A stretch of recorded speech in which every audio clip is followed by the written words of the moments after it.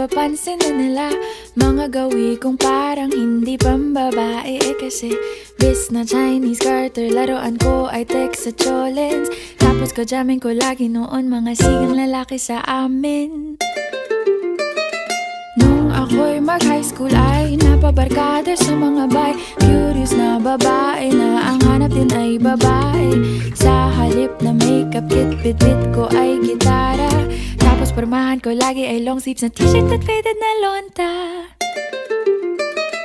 Pero noong makilala kita, nagbagong bigla ang aking timpla. Natutuwa ko na magpariban at mag-ahit ng kilay at least once a month. Hindi ko alam kung anong meron ka na sa akin ay nagpa